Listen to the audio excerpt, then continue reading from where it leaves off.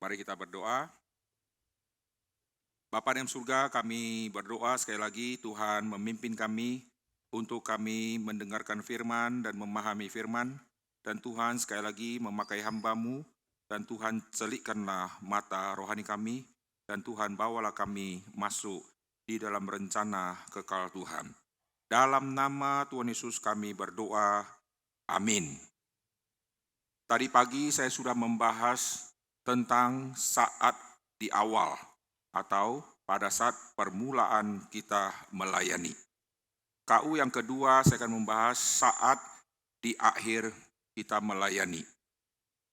Hari ini saya akan membahas topik yang berseri, maka KU 2 ini kelanjutan dari KU yang pertama. Bagi yang tidak hadir KU 1, harap nanti khotbah tadi pagi bisa dimasukkan ke YouTube. YouTube adalah salah satu doa, jawaban doa dari abad ke abad. Dari doa dari seluruh orang percaya di seluruh muka bumi. Orang-orang zaman dulu kalau berdoa, khususnya orang-orang misi, isi doa selalu isinya, Tuhan, biarlah kerajaan Tuhan diperluas, biar firman Tuhan makin tersebar. Doa yang sudah berabad-abad, bergenerasi-generasi, Tuhan sudah jawab di dalam zaman medsos ini. Kapan kita khotbah, detik yang sama orang Eropa bisa dengar. Ini zamannya. Kapan kita khotbah di pulau langsung bisa dengar. Sekarang sinyal wifi bisa tembus sampai ke tempat yang sangat-sangat jauh. Ini saatnya. Kalau Tuhan sudah jawab doa dari orang-orang percaya berabad-abad sudah berdoa sampai ribuan tahun. Sekarang zaman ini kita yang sudah hidup di dalam zaman Tuhan jawab doa, maka kita harus gunakan teknologi ini. Amin. Saya satu-satunya pendeta mungkin di seluruh dunia, saya nggak tahu, yang khotbah bawa handycam sendiri, bawa mic sendiri, pasang sendiri, edit sendiri, upload sendiri, dan semua kerjakan sendiri. Kalau hanya rekam, upload gampang. Saya edit sendiri semua. Begitu ada goyang-goyang, saya harus cari gambar untuk nutupin goyang-goyang. Kadang tahu di belakang, disenggol orang, goyang-goyang gini, saya harus cari kalimat itu, ganti dengan JPEG, saya masukkan. Supaya yang nonton tidak kena goyang-goyang. Kadang-kadang suara yang terekam, suara ada orang batuk lah, orang apalah, begitu saya edit, semua batuk sembuh total. Khotbah saya yang terakhir yang saya sudah upload, itu sebetulnya saya banyak batuk-batuk, tapi setelah selesai, saya sembuh dari batuk itu, karena di khotbah itu tidak ada satu batuk pun. Pada saya batuk-batuk melulu. Maka saya khotbah agak lambat, karena sambil tahan gatal di tenggorokan. Puji Tuhan ya, ini zaman medsos, kita harus taklukan. Saya punya hadis ada 35 biji. Dan ini hadis saya sudah penuh, saya titip ke belakang untuk kopi yang direkam dari sini, saya sendiri selalu rekam. Salah satu GRI yang rekamannya bagus adalah Kebun Jeruk. Saya sampai sekarang kurang percaya rekaman dari gereja-gereja. Meskipun kameranya besar, nanti rekamannya muka saya kuning. Lalu di color grading kayak mayat saya. Kadang-kadang terlalu wajahnya over bright, sehingga saya harus gelapkan lagi. Begitu gelapkan, wajah saya sudah gelap, baju saya kayak gelapnya luar biasa. Maka saya selalu bawa sendiri, karena saya sudah setel dan saya bisa atur, suara saya sudah bawa sendiri, saya sudah tahu karakter suara saya, dan saya edit semua sendiri, saudara. Puji Tuhan ya, ini biar jadi berkat bagi banyak orang. Oke, saya akan membahas tema ini, yaitu saat di akhir pelayanan. Nanti saya tidak ajak kita banyak lihat Alkitab, supaya kita keburu waktunya ya. Tadi di pagi saya sudah membahas panjang lebar tentang contoh-contoh, sekarang kita akan melihat saat akhir. Setiap kali kita mendengar kata akhir, ada satu pengharapan dan sukacita, sekaligus ada satu kesedihan.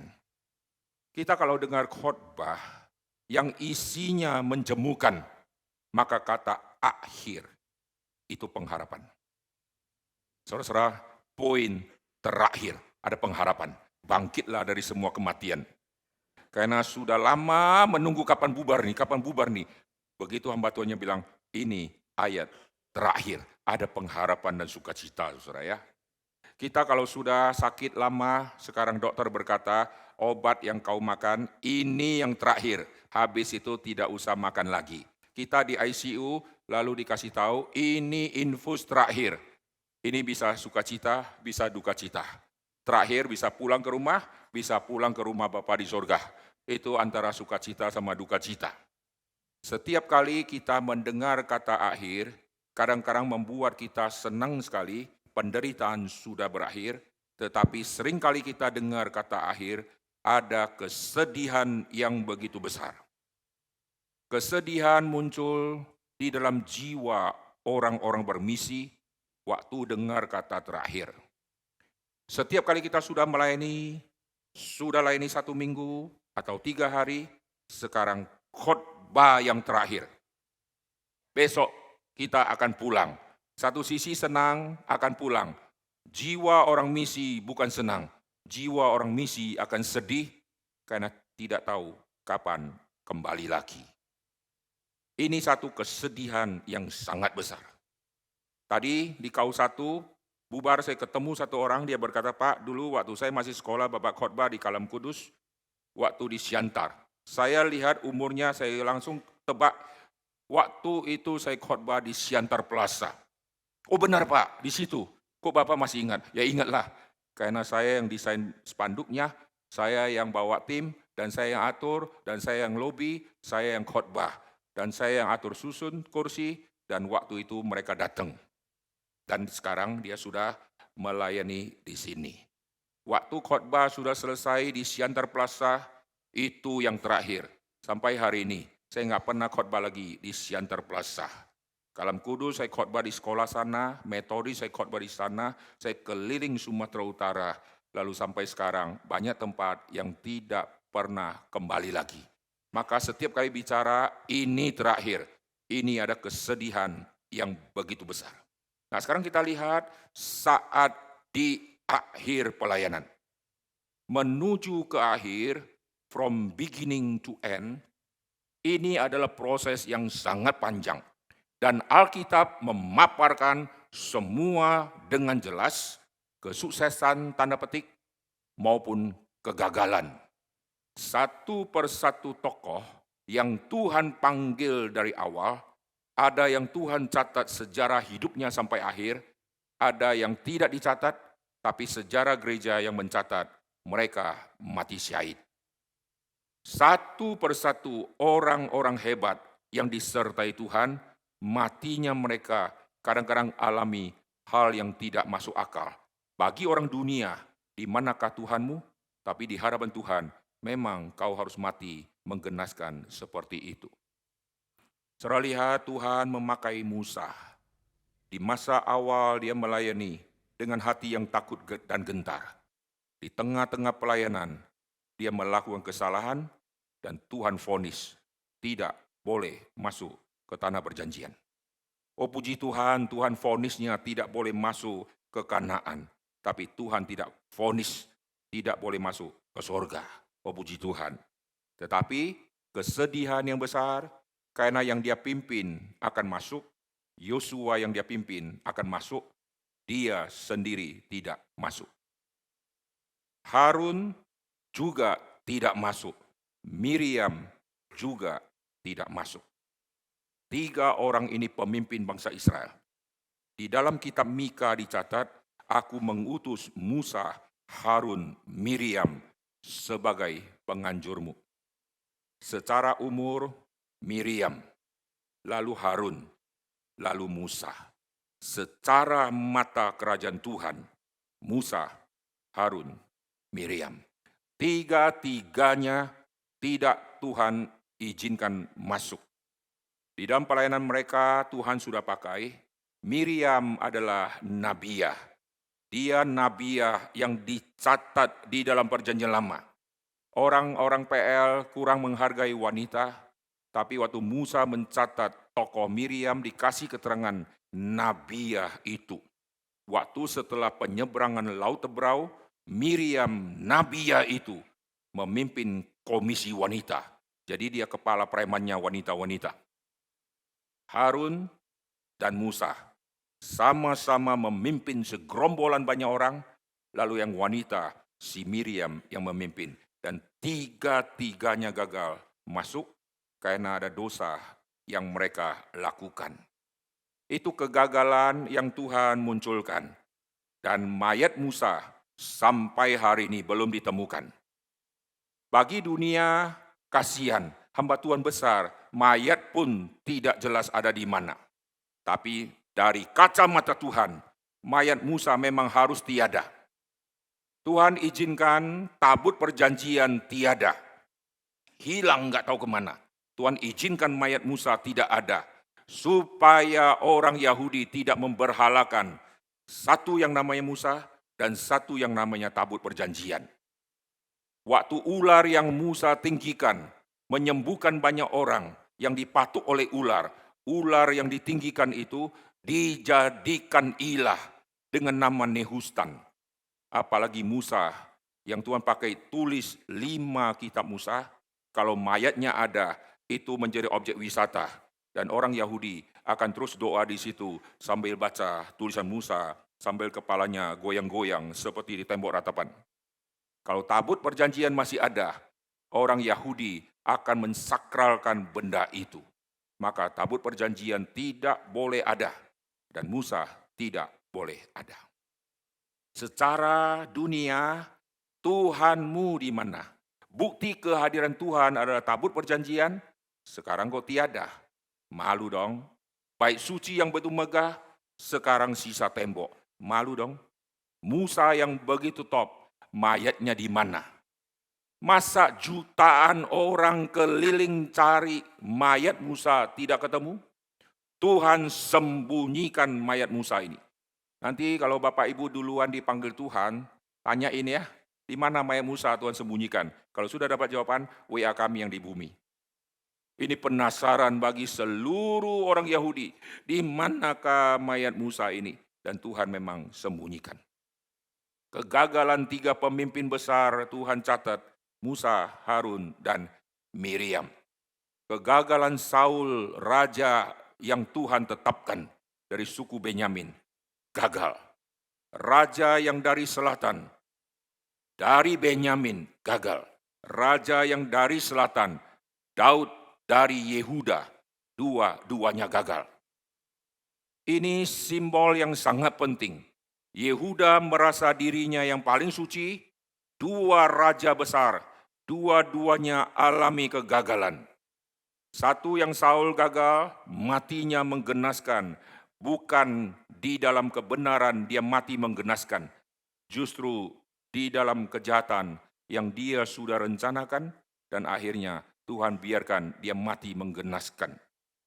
Lalu yang Daud, di dalam pelayanan dia mengalami jatuh bangun. Di masa awal dia bersandar kepada Tuhan, kau menghina barisan Tuhan, aku akan hancurkan engkau.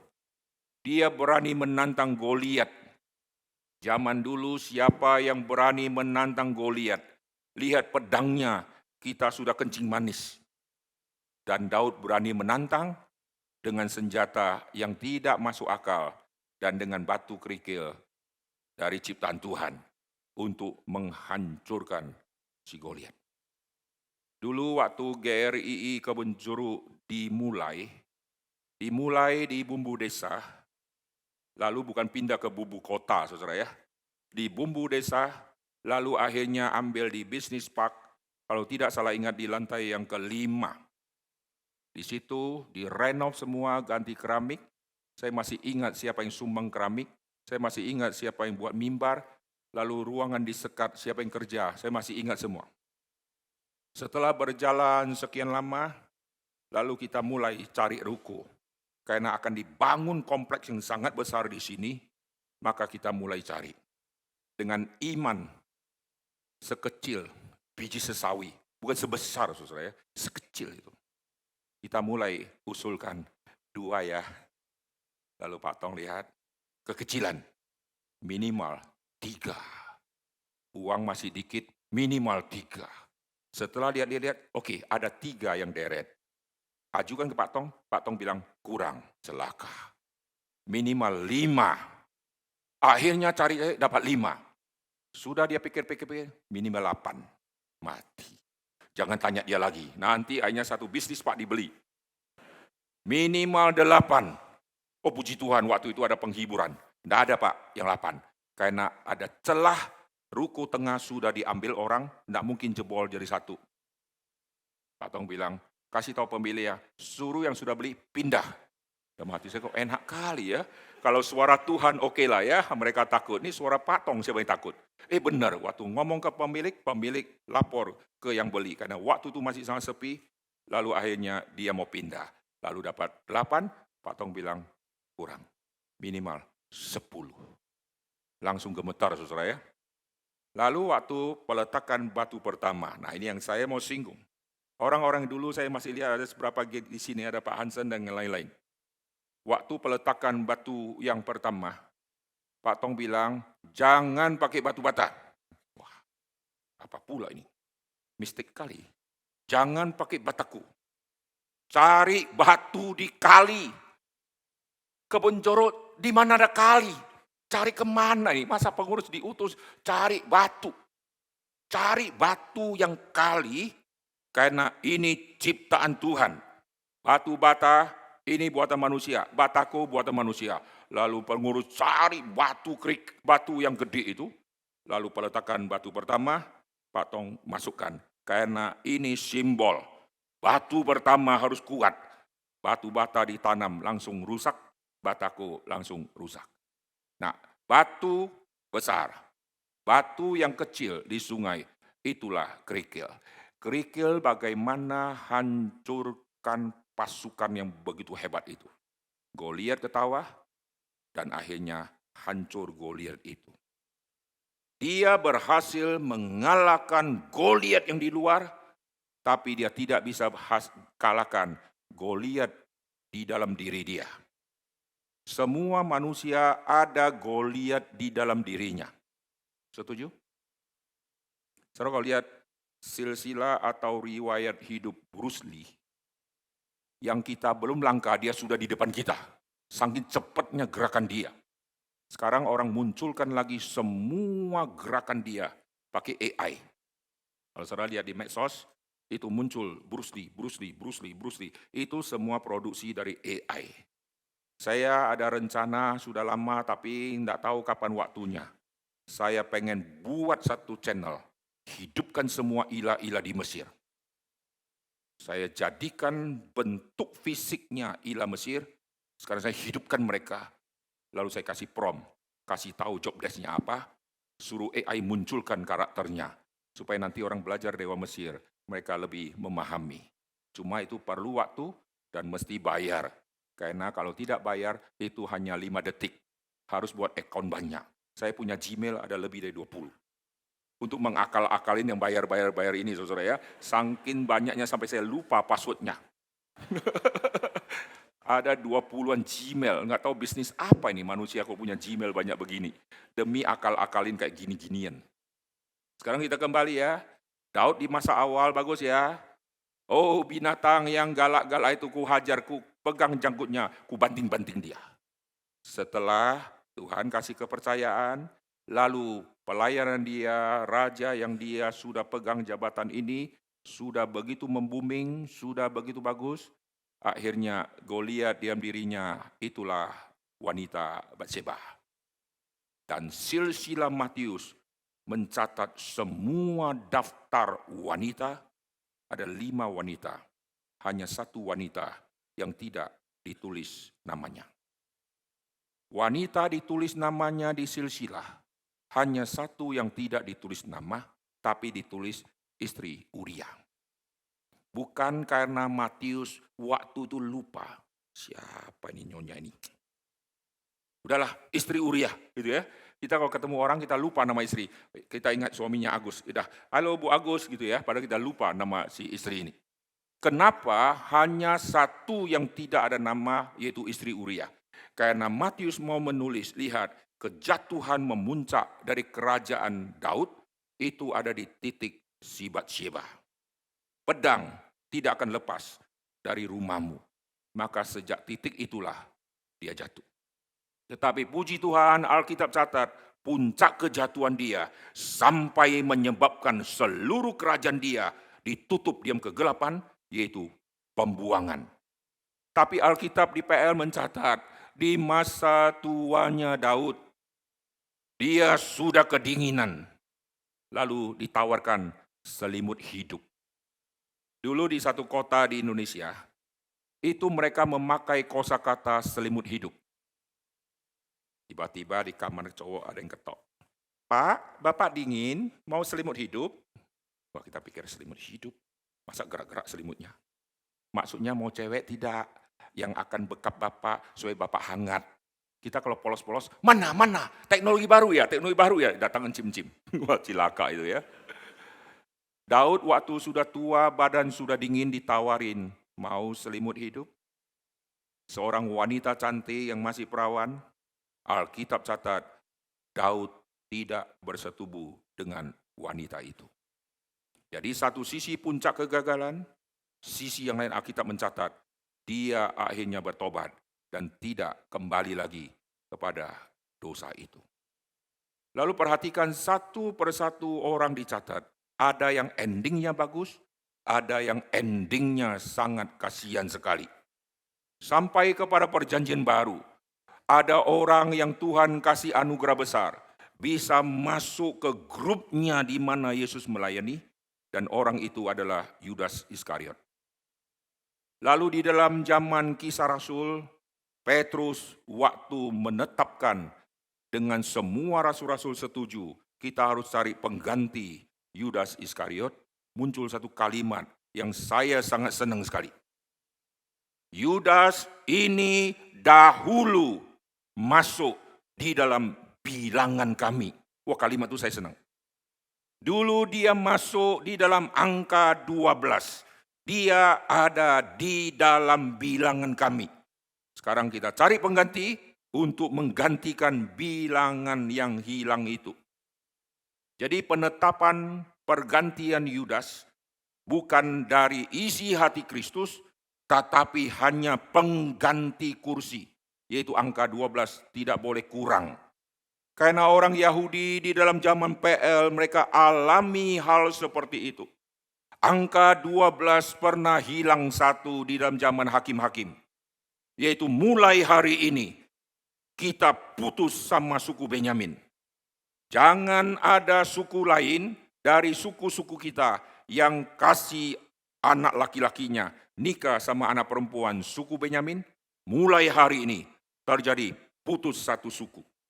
Itu kesedihan yang sangat besar di dalam zaman hakim-hakim. Dan sampai kepada zaman PB, waktu Yudas sudah bunuh diri, kita segera cari satu angka untuk menggantikan Yudas Iskariot, maka mereka pakai cara undi, dapatlah Matias. Matias bukan pengganti Yudas Iskariot, karena 12 rasul harus Yesus yang panggil. Maka nanti Yesus akan panggil Saulus, itulah yang sah menjadi pengganti Yudas Iskariot. Setelah itu Yesus tidak pernah panggil siapapun lagi, karena angka 12 sudah klop. Matias terpilih hanya isi kursi, tidak lakukan apa-apa, dan tidak dicatat dia lakukan apa, kalimat dia pun tidak dicatat satupun. Lihat ending dari Yudas. Menyaksikan semua mujizat Yesus dari awal. Yesus melayani, memilih 12 rasul. Yudas sudah melihat sampai akhir. Menyaksikan sampai ketemu di Taman Getsemani. Sampai ikut juga perjamuan malam terakhir. Akhirnya dia bunuh diri. Lihat ya, ada satu contoh orang yang sampai akhir, ternyata ini adalah kambing dan bukan domba. Maka tidak heran kita melihat orang yang melayani, nanti suatu saat ternyata dia pindah agama dan mati di dalam iman dia yang salah. Dulu di Kalimantan Barat, saya kunjungi satu sekolah, dalamnya hampir semua Buddha. Ketemu satu sekolah, di bawah satu pendeta, pendeta itu menangani sekolah dan gereja. Saya masuk ke tempat dia, ketemu sama dia. Lalu bicara-bicara. Lalu dia tanya saya dari mana? Dari Jakarta Pak, dari STEMI. Oh, Stephen Tong. Oh, saya sudah kenal Pak Stephen Tong. Dalam hati saya puji Tuhan kalau sudah kenal, enak ini. Terus setelah ngomong, muka dia kok agak sinis. Lalu dia berkata, tolong kasih tahu Pak Stephen Tong. Saya 35 tahun dengar khotbah dia. Saya tidak ngerti-ngerti. Dalam hati saya, bodoh kali kau Pak.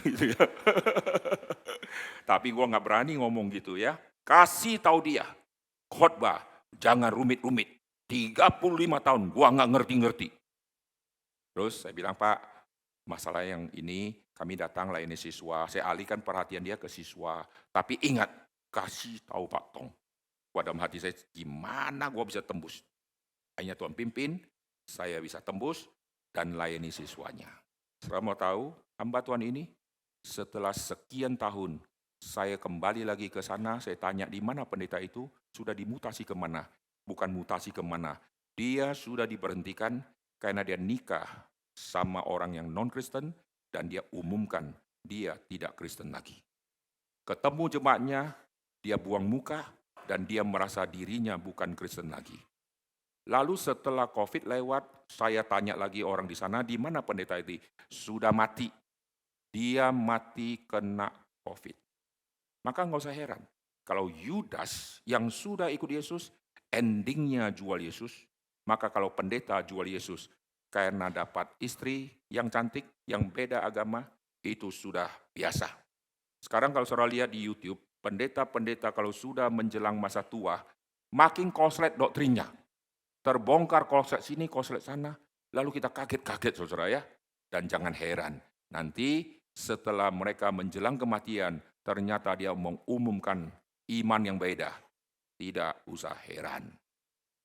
Tapi bukan berarti membuka kesempatan kepada saudara, ada pendeta kayak begini. Apalagi saya yang jemaat biasa. Kalau pendeta bisa goncang iman, apalagi saya. Itu cilaka ya.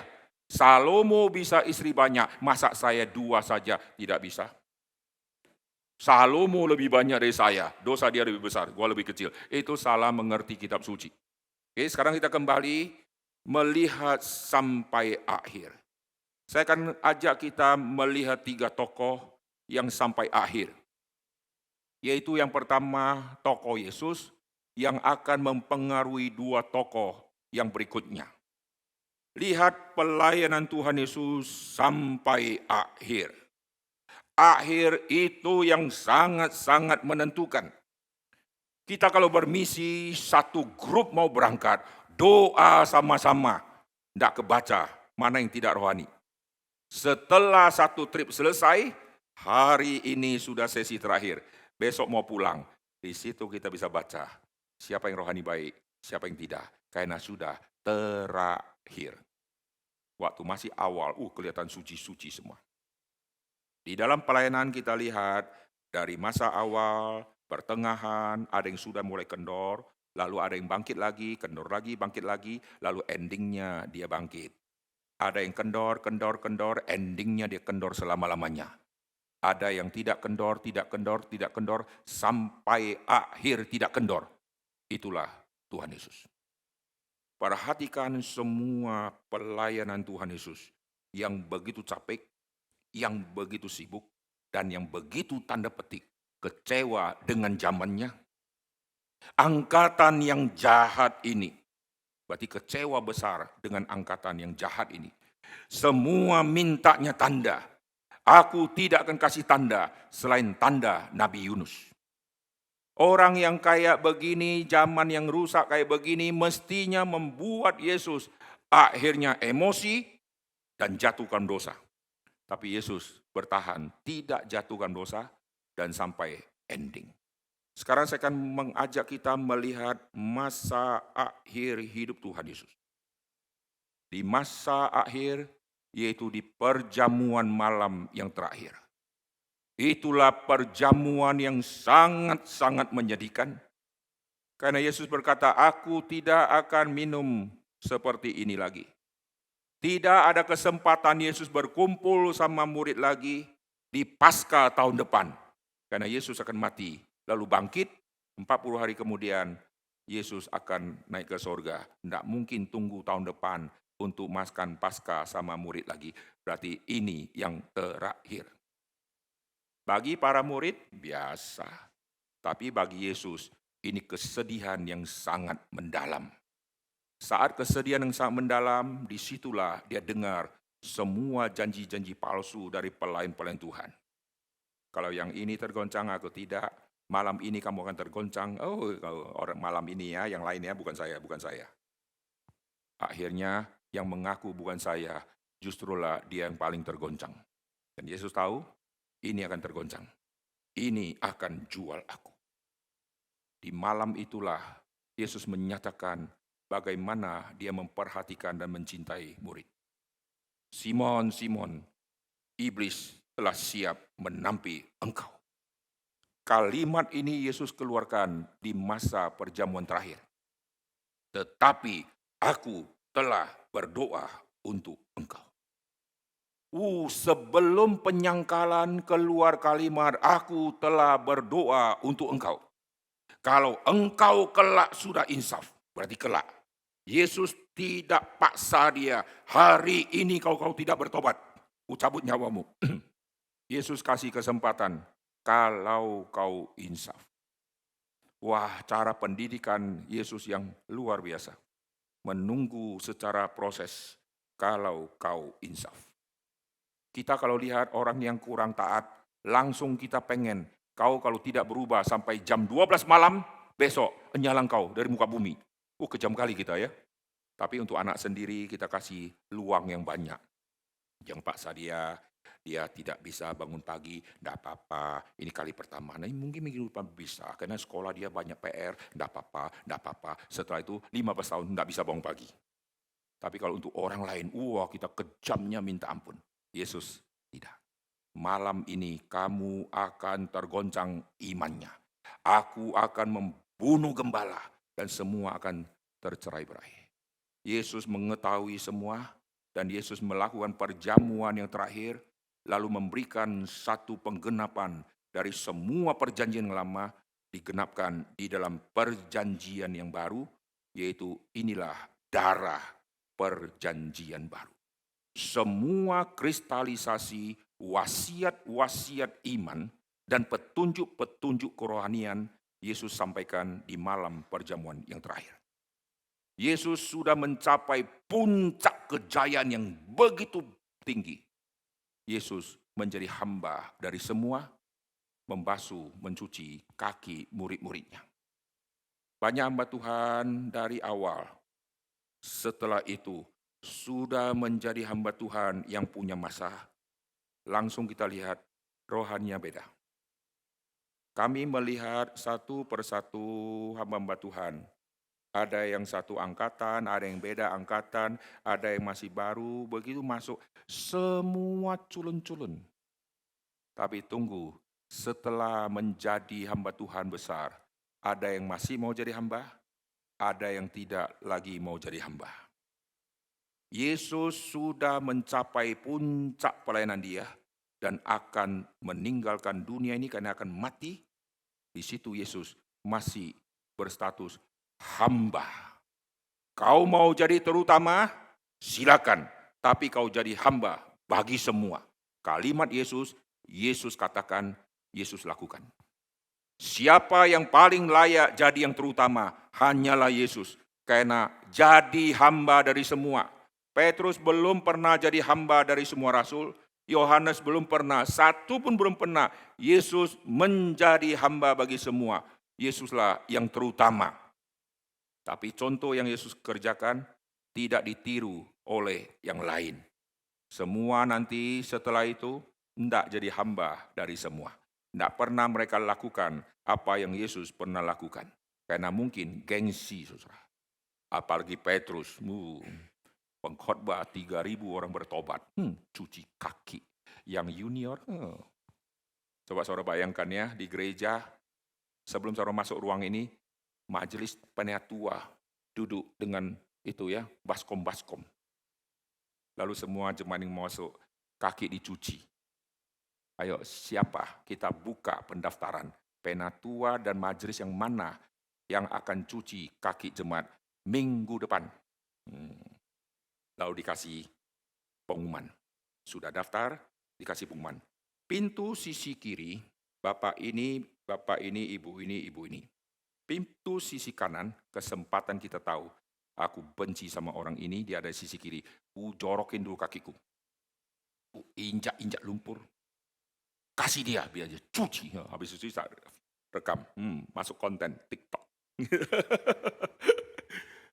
Tidak ada orang mau lakukan. Bukan berarti hurufiah kita kerjakan. Ada gereja yang kerjakan secara hurufiah. Tetapi ini bukan hurufiah, ini satu tindakan penyangkalan diri yang sangat-sangat besar. Dan Yesus sudah jadi contoh. Jadi permulaan itu terjadi di malam perjamuan yang terakhir. Yesus memberikan semua wasiat iman yang luar biasa. Lalu sekarang Yesus akan menuju ke Taman Getsemani. Perhatikan di tengah-tengah perjalanan menuju Taman Getsemani, Yesus sudah tahu akhir hidupnya sudah semakin dekat. Dan puncak duka cita dia yang mendalam akan Yesus katakan nanti. Yaitu, aku sangat sedih seperti mau mati rasanya. Berdoalah bersama aku. Yesus yang sudah begitu mendekati masa akhir, mestinya konsentrasi memikirkan kesedihan di dalam diri. Tetapi saat di Taman Getsemani, Yesus melakukan mujizat fisik yang terakhir. Apa yang Yesus kerjakan di Taman Getsemani itu? Itulah mujizat fisik yang terakhir yang Yesus kerjakan. Yaitu waktu itu Petrus muncul sebagai pahlawan dengan pedang yang kalau Goliat lihat, Goliat senyum ngakak sampai mati, kekecilan pedangmu. Dan Petrus ambil pedang yang dia sudah siapkan, dia potong kuping hamba imam besar yang bernama Malkus. Pemotongan itu terjadi. Dari dulu saya terus mengamati gimana cara potong. Karena dicatat kuping kanan yang terpotong.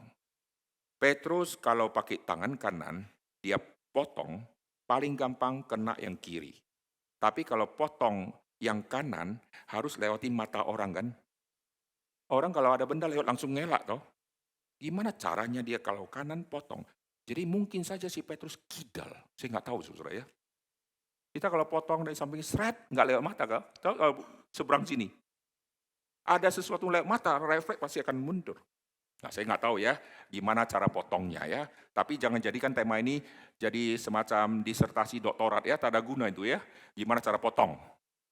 Nah, intinya terjadi pemotongan. Tuhan izinkan kuping yang lepas. Zaman dulu kita tidak ngerti.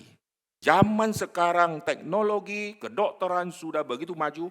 Mereka menemukan kuping yang kecil ini mempunyai saraf yang sangat-sangat banyak dan rumit luar biasa.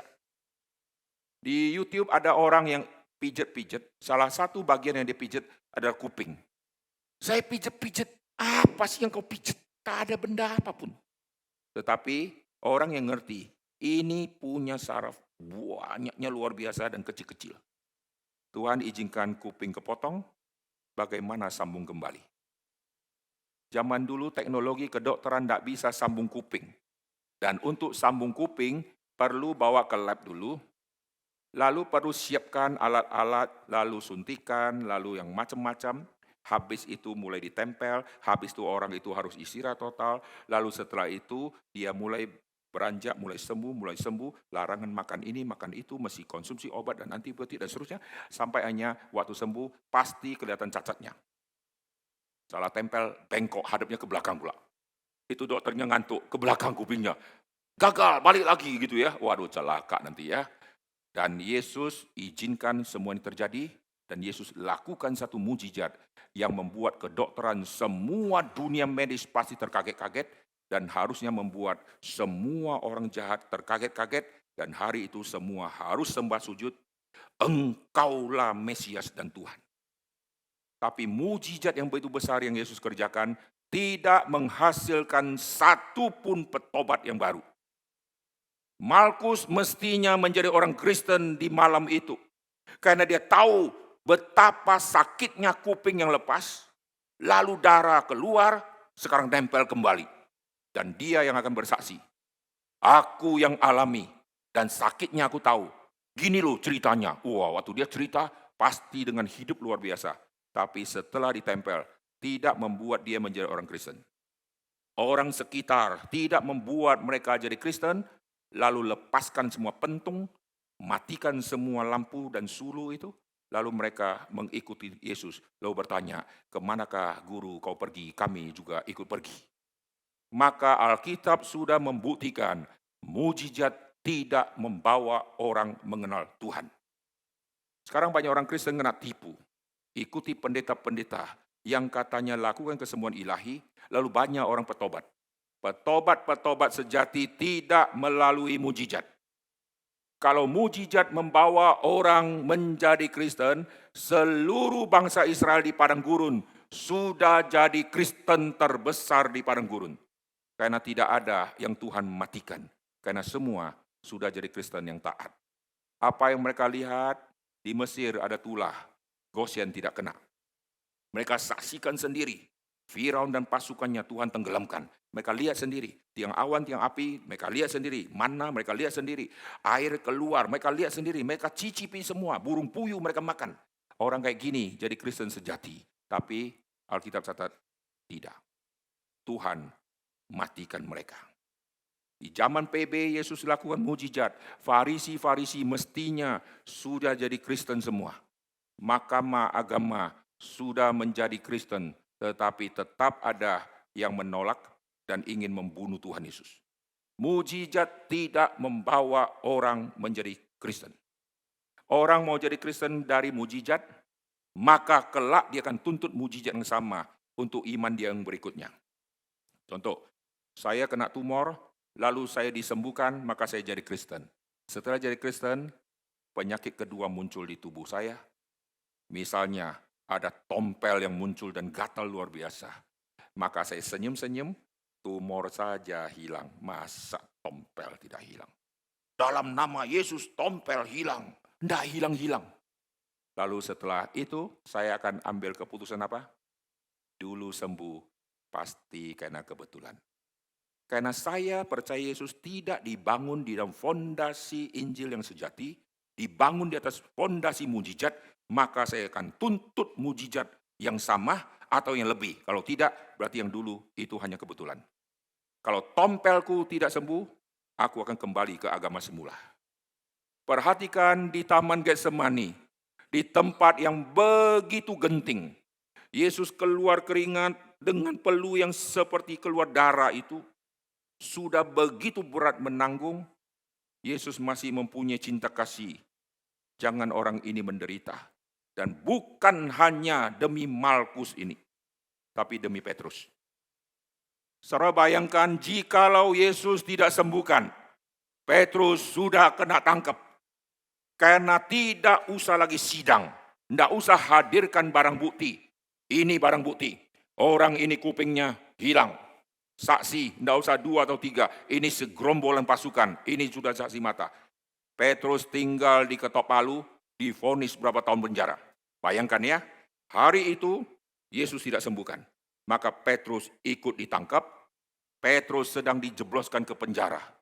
Lalu menunggu sidangnya bulan depan. Bayangkan ya, nanti Yesus mati, Yesus bangkit, lalu hari Pentakosta. Orang sudah berkumpul, pendetanya masuk di penjara. Tunggu-tunggu MC sudah nyanyi, pembicara di mana? Masih di penjara, tunggu vonis. Petrus tidak boleh ditangkap, karena Pentakosta dia yang harus muncul sebagai pengkhotbah KKR di hari Pentakosta.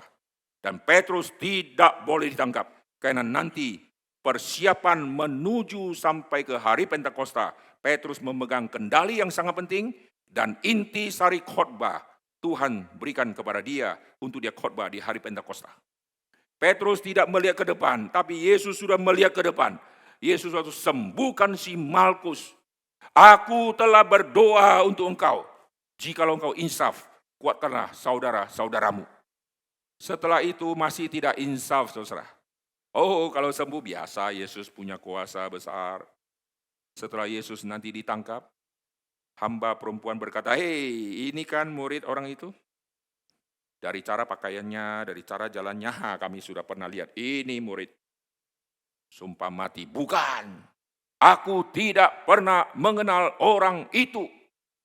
Bayangkan, orang yang Yesus sudah berdoa untuk dia, sekarang dengan terang-terangan berkata, di hadapan hamba perempuan. Tuhan sengaja munculkan hamba perempuan. Karena Petrus merasa kalau mereka di penjara berarti hadapi tentara-tentara Romawi, hadapi mahkamah-mahkamah agama yang bisa jebloskan orang. Kalau petinggi-petinggi agama gua nggak takut. Semua politik tentara aku tidak takut. Aku tidak akan takut masuk penjara. Kau tidak akan ya? Oke, bagus kau ya. Oke. Sekarang ku buktikan imanmu lemah. Hamba perempuan. Tidak ada status politik, pegang senjata tidak tahu, tidak ada status rohani, bukan Farisi dari mazhab, orang Farisi nggak ada yang cewek. Dia bukan, kalau kayak konteks sekarang, bukan diakones, dia hamba. Kau menyangkal Yesus di hadapan hamba yang tidak ada power, itulah imanmu. Dan Yesus melihat orang kayak gini, mestinya kalau saya jadi Yesus, tak tempeleng dia. Mulutmu gitu ya. Kau ngomong-ngomong terus, ternyata kau menjual aku, kecewa aku gitu kan. Tapi Yesus tidak. Yesus memandang dia, setelah memandang Petrus menangis. Itulah saat yang paling penting di dalam hidupnya Petrus, yaitu membuat dia menangis. Sekarang saudara mulai menangis kapan? Oh, istri mati, suami mati, dan yang lain-lain. Tetapi Petrus waktu itu menangis, itulah tangisan yang merubah seluruh hidupnya. Yesus di saat terakhir masih melayani hamba perempuan, bukan melayani hamba imam besar, yang telinganya disembuhkan, tapi tidak tahu diri. Mestinya datang ke Yesus, kamsia lause, makasih Rabi, gitu kan. Kamsia pun tidak. Pokoknya sembuh ya sudahlah. Sampai hari ini dunia medis mengetahui kalau ada organ kita yang copot, jangan dibuang, bawa ke dokter, disambung lagi. Ada jari yang putus, diambil balik, nyambung lagi dia. Kuping nyambung lagi. Sebelum mereka ngerti, Yesus sudah kerjakan hal itu. Lalu di saat terakhir, Yesus berbelas kasihan lagi kepada Petrus, padahal Yesus pasti hatinya sedihnya luar biasa. Lalu yang terjadi? Sekarang di atas kayu salib. Perhatikan rohani Yesus yang luar biasa. Di atas kayu salib, dia berkata, Bapa, ampunilah mereka. Semua pelayan Tuhan kesulitannya setelah masa akhir, susah mengampuni orang yang pernah sakiti dia di masa lalu. Ayo jujur, dulu di Singapura, waktu saya masih gembala di kota Batam, GRI Batam, lalu waktu di Singapura saya diajak sama tim Singapura besuk satu bapak dari Indonesia yang dirawat di rumah sakit. Begitu saya sampai ke bapak ini, lalu cerita. Dia ceritakan kepahitan dia. Dia benci sekali sama satu orang. Saya pokoknya sampai mati tidak akan mengampuni orang itu. Dia cerita semua. Orang itu tidak tahu diri dulu, aku bantu, setelah sukses dia mengatakan semua dari dia. Pada saya yang membantu dia. Saya tanya, siapa orang itu? Dia adik kandung saya. Wah, oh ini masalah keluarga ini. Lalu dia cerita lagi panjang lebar. Lalu saya tanya, Pak, boleh tahu adik Bapak di mana sekarang? Mau tahu dia jawab apa? Sudah mati 15 tahun yang lalu. Sudah mati, kebencian dia masih dibawa. Bayangkan ya, orang yang kayak gini, waktu baca cerita Yesus, Bapa ampunilah mereka. Bagaimana dia bisa pahami hal itu? Sedangkan adik dia yang menyakiti dia, belum yang menjual dia, yang membuat dia mati disiksa. Dia sudah tidak bisa ampuni. Dan Yesus bisa ampuni. Ini hal yang tidak mungkin kita bisa mengerti. Dan Yesus berkata, Bapa, ampunilah mereka. Karena mereka tidak tahu apa yang mereka perbuat. Siapa yang Yesus ampuni? Itulah semua orang-orang Farisi. Itulah semua pemimpin-pemimpin agama dan prajurit-prajurit. Dan saya percaya termasuk Yudas Iskariot. Kenapa? Saudara perhatikan, di atas kayu salib muncul doktrin keselamatan yang sangat penting yang orang selalu tidak lihat dengan jelas. Bapa, ampunilah mereka. Pengampunan yang Yesus berikan kepada semua orang yang pernah menyakiti. Tapi ini tidak ada hubungan dengan keselamatan. Di atas kayu salib, pemberitahuan tentang pengampunan diberikan kepada semua. Tapi keselamatan Yesus hanya berikan kepada penjahat di samping Tuhan Yesus. Hari ini engkau bersama aku di Firdaus. Jadi orang ini diampuni dan diselamatkan. Yang lain diampuni, tapi tidak ada hubungan dengan keselamatan. Yesus tidak pernah membenci semua musuh-musuhnya. Kau jahat kepada aku ampuni. Kau jahat, aku ampuni. Kau jahat, aku tidak balas. Tapi urusan keselamatan, Yesus tidak kasih ke mereka. Maka yang jahat-jahat, Tuhan Yesus ampuni. Tetapi satu, Yesus selamatkan.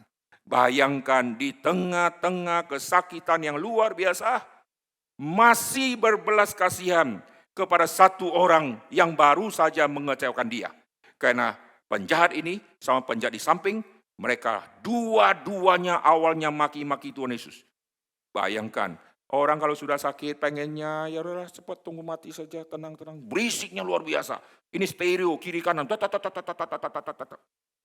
Bayangkan kalau saya jadi Yesus, saya akan bilang, diam.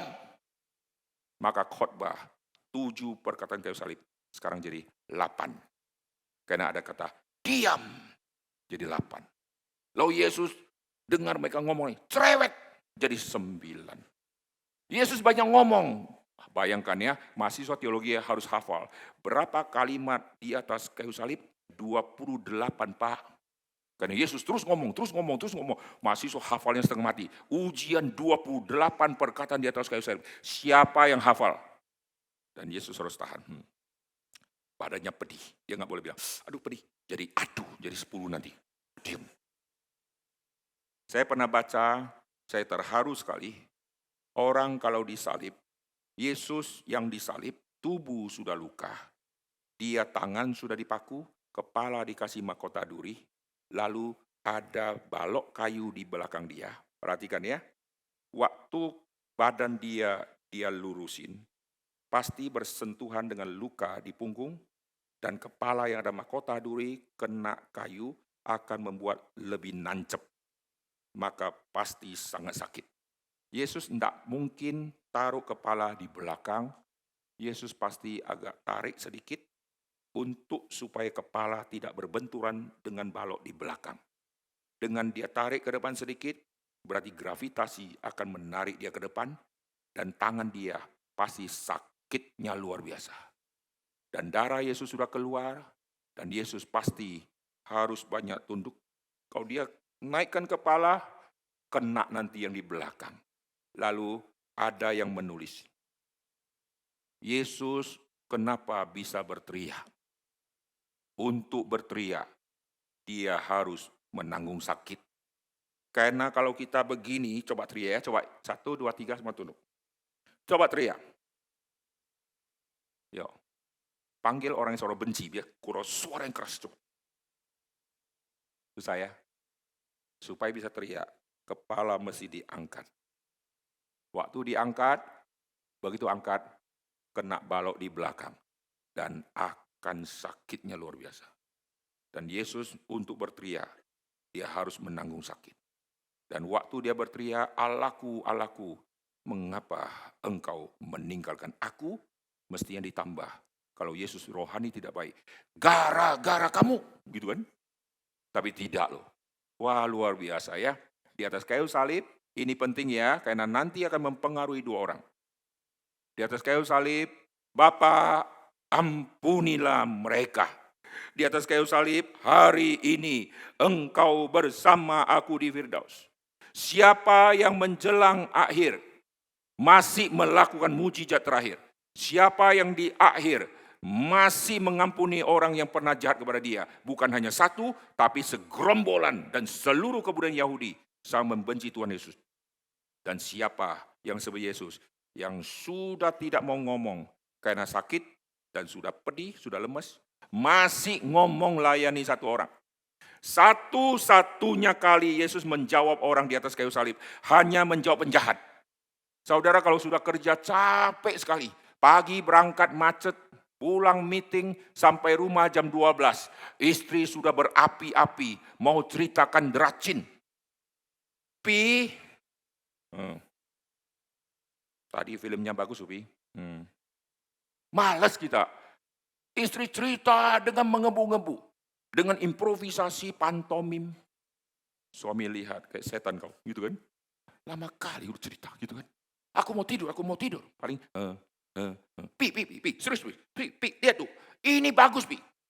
Kita kalau sudah capek, ngomong pun malas, betul nggak? Sekarang di atas kayu salib, Yesus menjawab pertanyaan. Itu kalau bukan cinta kasih, tidak mungkin. Jiwa Yesus, jiwa yang jadi contoh. Di akhir masih selamatkan, amin. Nanti saudara sebelum mati, selamatkan orang dulu ya. Bilang sama Tuhan, kalau aku belum selamatkan, jangan aku mati dulu. Sekarang, setelah mati, Yesus masih selamatkan orang. Inilah yang kita harus kejar. Selama hidup, menjadi berkat selamatkan orang. Sampai detik akhir sebelum mati, masih selamatkan, sudah mati pun masih selamatkan. Alkitab mengatakan, Bapa, ke dalam tanganmu kuserahkan nyawaku. Ayat berikutnya langsung muncul. Kepala pasukan langsung berkata, sungguh engkau orang benar. Setelah mati masih menyelamatkan petinggi prajurit. Itu khasiat Injil dari semua yang Yesus sudah kerjakan. Menerobos sampai ke pemimpin pasukan. Resiko dia sangat besar, menganggap ada yang anak Allah selain kaisar. Resiko dia bisa diturunkan dari jabatan dia. Dan dia mengaku, karena dia jahat maka disalib.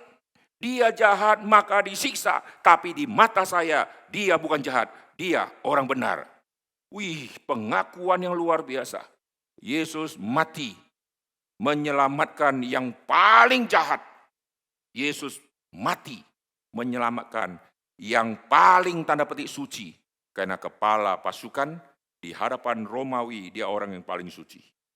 Kematian Tuhan Yesus dari sebelum mati sampai sesudah mati. Ini jarak yang sangat dekat menyelamatkan dua kelompok manusia. Satu dari level yang sangat jahat, maka disalibkan. Satu dari yang sangat baik, maka tidak disalibkan. Dan bahkan menjadi pemimpin dari semua orang yang sedang mengerjain orang berdosa, yaitu orang yang akan disalibkan. Itulah kepala pasukan. Dan Yesus sembuhkan. Di atas kayu salib, Yesus bongkar. Kau kira yang paling jahat cuma yang di penjahat ini? Tidak ada keselamatan bisa dia terima.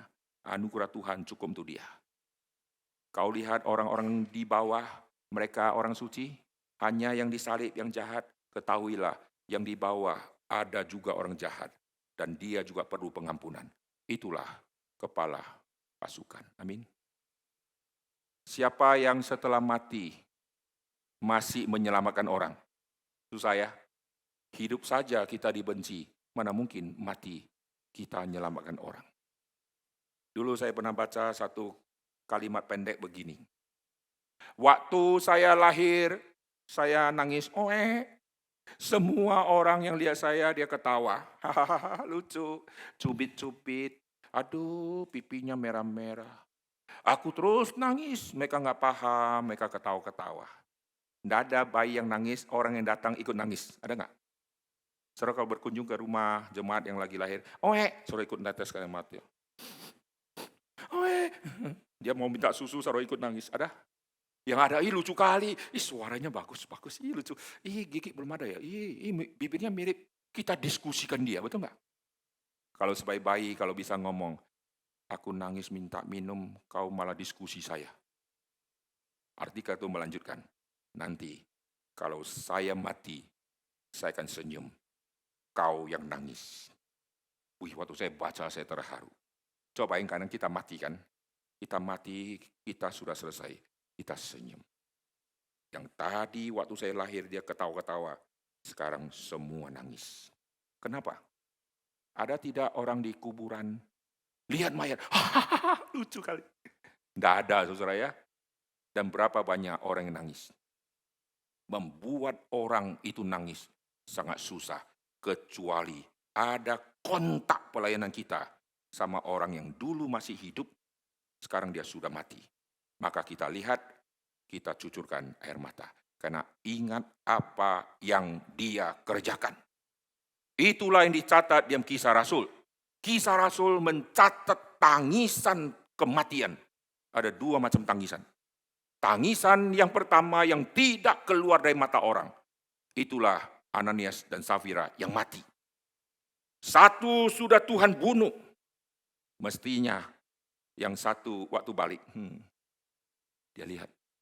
Wah, kenapa pembantu saya kok matanya bengkak-bengkak ya? Ada apa ya? Kok sini kok kursinya berantakan ya?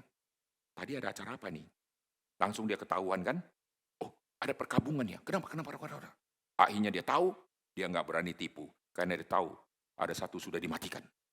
Tapi waktu dia pulang lihat, yang gotong-gotong juga biasa, mukanya biasa, semua biasa.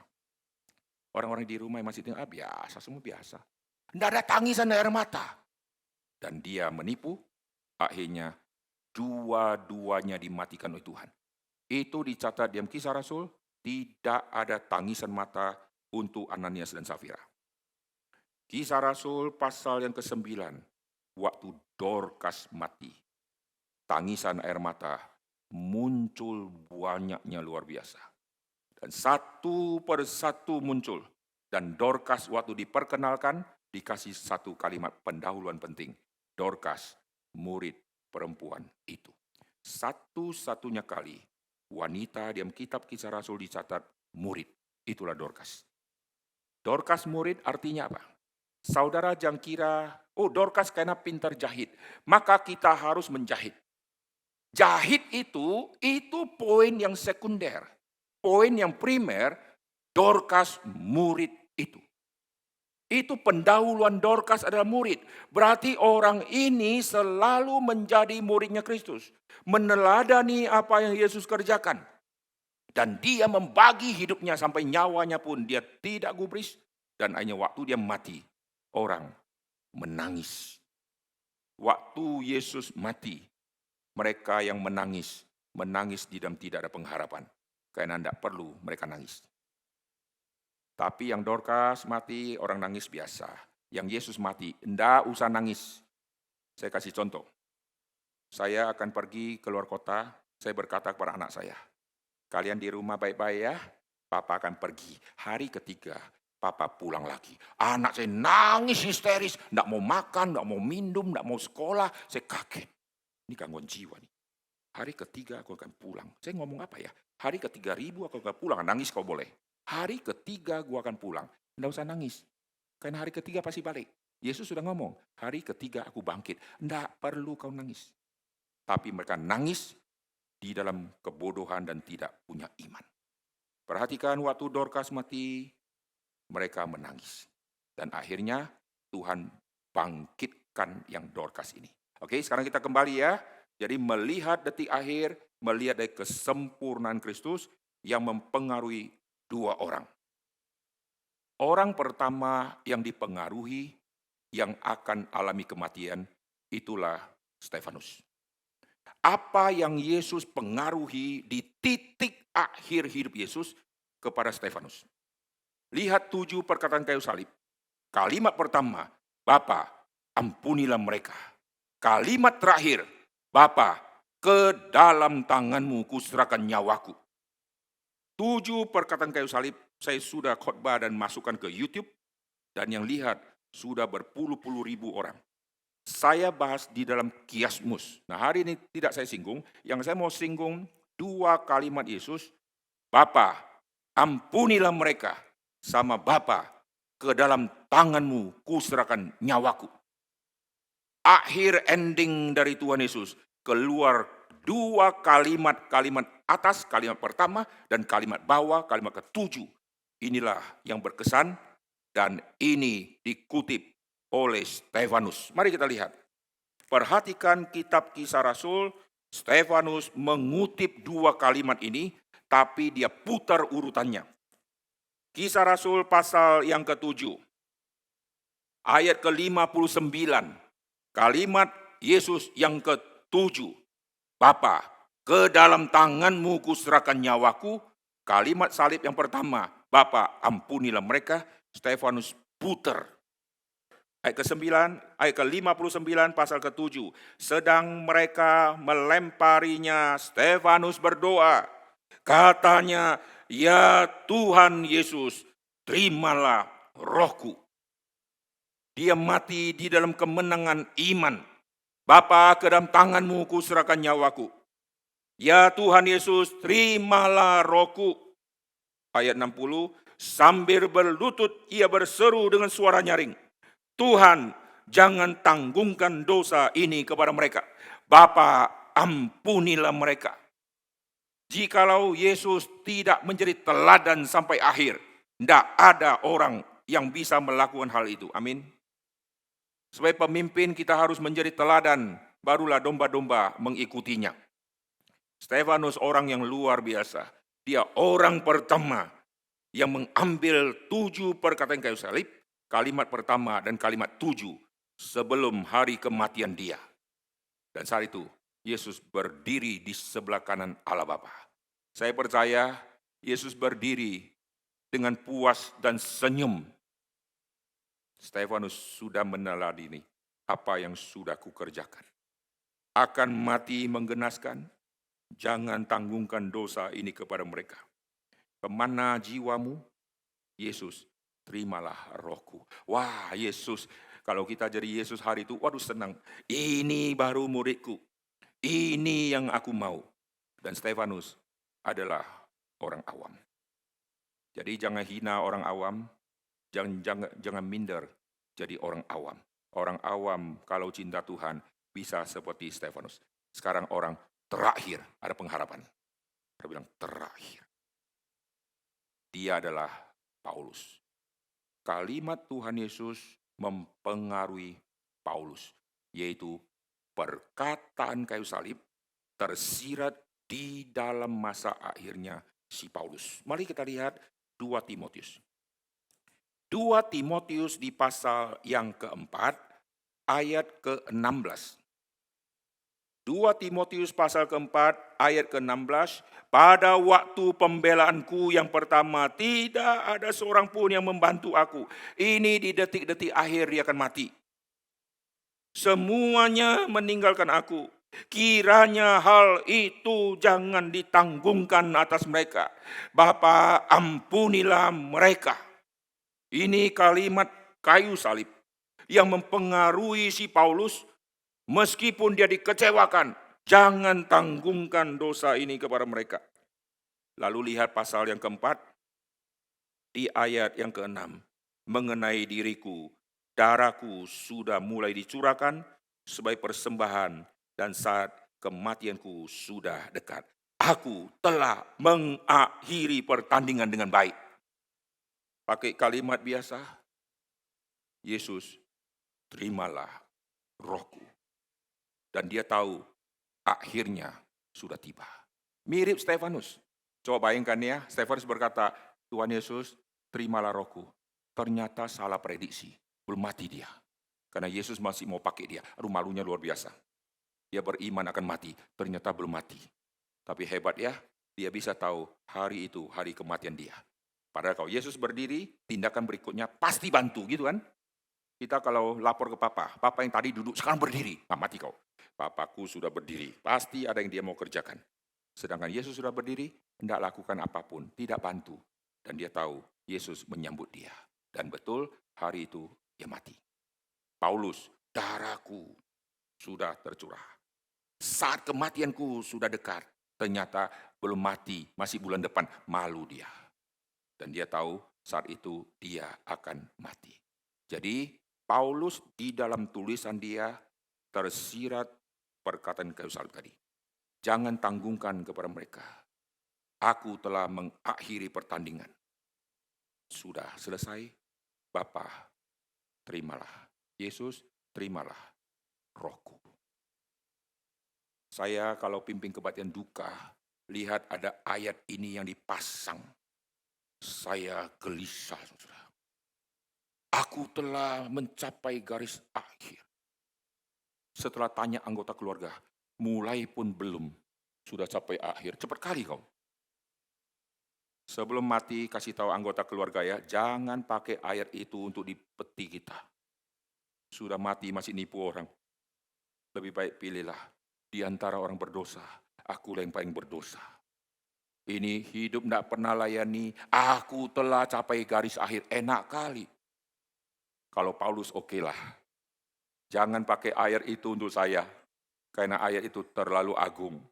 Lebih baik pilih, aku di antara semua, akulah yang harus dimurkai, lebih bagus. Jujur saat kematian, jangan berdosa saat kematian. Orang yang mati bilang, bukan aku yang pilih, bukan aku yang pilih, gitu ya. Maka sebelum anggota keluarga yang hidup berdosa, kasih tahu mereka, jangan kutip ayat ini. CC Pendeta Aiter, gitu ya. Biar saya bisa nanti gugat anggota keluarga ya. Oke, sekarang saya simpulkan ya, di masa akhir Yesus sudah selesaikan, mempengaruhi Stefanus, mempengaruhi Paulus. Sekarang setelah dua orang dipengaruhi, ini sudah masa lalu. Masa sekarang, apakah mempengaruhi kita? Kita melayani seringkali tidak konsisten. Kita melayani jatuh bangun. Sudah jatuh bangun, jatuh selamanya. Mari kita bangun, bangkit, dan layani Tuhan. Sampai detik akhir. Mari kita berdoa. Bapa di surga, kami berterima kasih untuk apa yang sudah kami dengarkan. Kami bersyukur di akhir pelayanan Tuhan Yesus menjadi teladan mempengaruhi dua tokoh. Satu mewakili orang awam dan satu mewakili hamba Tuhan. Maka setiap kami tidak ada yang kecuali, baik kami hamba Tuhan maupun orang awam, kami mendapatkan khasiat yang sama dari pengorbanan Tuhan Yesus dan mendapatkan iman yang sama dari teladan Tuhan Yesus. Tuhan pakai kami, jangan biarkan kami akhirnya sampai akhir tidak kembali lagi. Jangan biarkan kami seperti Demas yang meninggalkan Paulus demi mencintai dunia. Arahkan hati kami kembali sampai akhir. Saat kami tersenyum, orang lain akan menangis karena mereka yang mendapatkan berkat dari pelayanan kami, mereka semua akan sedih karena kami sudah tiada. Terima kasih ya Tuhan, dengar doa kami. Dalam nama Tuhan Yesus kami berdoa. Amin. Ada beberapa hal yang perlu diperhatikan. Yang pertama adalah gereja kita pada tanggal 7 Maret akan mengadakan Speak Eklesiologi ke-6 dengan judul Gereja Pemerintah dan Masa Depan yang akan dipimpin oleh Pendeta Stephen Tong dan juga rekan-rekan. Kami mengundang untuk Bapak Ibu mendaftarkan diri, mempersiapkan waktu, mengajak teman-teman dan keluarga untuk sama-sama kita diperlengkapi dengan pemahaman Alkitab yang benar yang menguduskan dan menyucikan kita. Dan pada tanggal 14 Maret akan ada VLV Lecture dengan tema yang sangat menarik, kekejaman di Perjanjian Lama, kritik postmodern dan relevansi bagi orang percaya di Indonesia yang dipimpin oleh Pendeta Jack Kawira. Tema yang sangat menarik karena Perjanjian Lama seringkali dikritik oleh orang posmo sebagai kitab yang sangat kejam dan bahkan dikatakan sadis. Oleh itu mari kita datang sama-sama, nanti Pendeta Jack akan menjelaskan kepada kita. Beliau salah satu hamba Tuhan ahli Perjanjian Lama yang langka di Indonesia, mengerti bahasa Aram, Syria dan juga Ibrani dan sangat mengerti Perjanjian Lama. Mari kita belajar bersama-sama dari beliau, ajak orang-orang untuk datang. Lalu buku Saat Teduh Bersama menjelang Jumat Agung akan dijual di bawah. Saya mengundang Bapak Ibu untuk membeli dan kita akan merenungkan bersama-sama dari tanggal 23 Februari sampai 3 April supaya hati kita semakin dikuduskan, disucikan merenungkan kematian Tuhan Yesus dan puncaknya kita akan sama-sama merayakan Paskah. Lalu PR Rabu akan masuk ke dalam satu buah tema baru yaitu eksplorasi tidak wajar Kitab Wahyu, satu buah eksplorasi yang sangat menarik. Di hari Rabu ini, boleh kasih lihat slide-nya. Di hari Rabu ini kita akan mendalami kitab Wahyu, cinta, dan pernikahan. Jarang-jarang Bapak Ibu belajar tentang pernikahan, cari jodoh dan pacaran dari tentang naga, tanduk, dan jumlah-jumlah kepala. Bapak sekalian ya. Mari kita sama-sama belajar di dalam PR Rabu, kita datang dan mendalaminya bersama-sama.